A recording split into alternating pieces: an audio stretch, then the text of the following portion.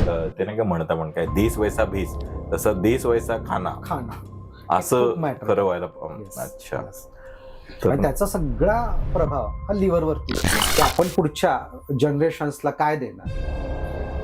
म्हणजे अन्न म्हणजे टिपिकली दूध हे पूर्ण अन्न आपण मानत होतो बरोबर आणि आज ते पूर्ण अन्न आहे का.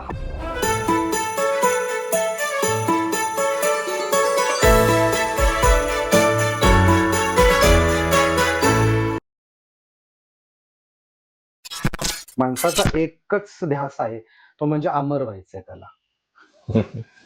अमर होण्यासाठी किंवा जास्तीत जास्त कालावधी जगण्यासाठी माणसानं काय करावं तर ते सगळा फोकस जो येतो तो आहार अन्न या गोष्टीकडेच येतो. काय खाऊ नका म्हणण्यापेक्षा काय खा मग त्याच्या अंडर काय येतं म्हणजे दुपारच्या वेळेस कोणी जेवायला आलं तर आपण सकाळी बनवलेलं अन्न परत परत एकदा एकदा आपण दोनदा कुकिंग करतोय तिथे. आपल्याला अपेक्षित असं आहे की आपण जेव्हा वापरतोय ऑइल किंवा कुठलीही गोष्ट तेव्हा ती एकदाच कुकिंग व्हावी.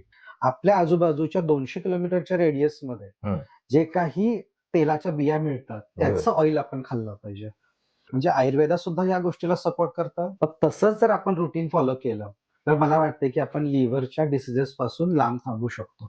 म्हणजे ते नाही का म्हणता पण काय देश वैसा भेस तसं देश वैसा खाना खाना असं matter. खरं व्हायला Yes, अच्छा yes. तर आणि त्याचा सगळा प्रभाव हा लिव्हरवरती होतो. जनावरं म्हणजे गाई म्हशी ज्या काही असतील त्या बांधून एकत्र ठेवून आणि मग त्यांचा व्यवसाय करणं हा मला वाटतं बाहेरून आलेला कॉन्सेप्ट असावा कारण की दूध दुभतं हे आपल्याकडे पुरातन कालापासूनच असावं की आपण पुढच्या जनरेशन्सला काय देणार.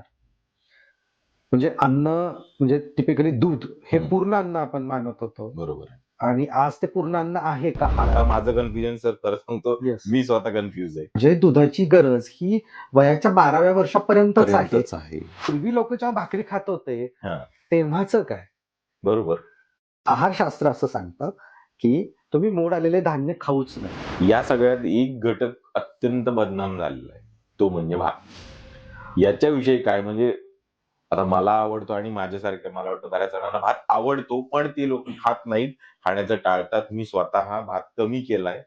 भात हा म्हणजे राईस ही जी सगळी प्रजाती आहे ना ही खरंच बदनाम झाली आहे आणि कारण नसताना. म्हणजे खरं तर काहीच दोष नाहीये त्याचा. अख्ख्या जगामध्ये कॉमनली अख्ख्या जगामध्ये म्हणतोय जर कॉमनली आढळलेलं कुठलं धान्य असेल तर ते म्हणजे राईसच आहे.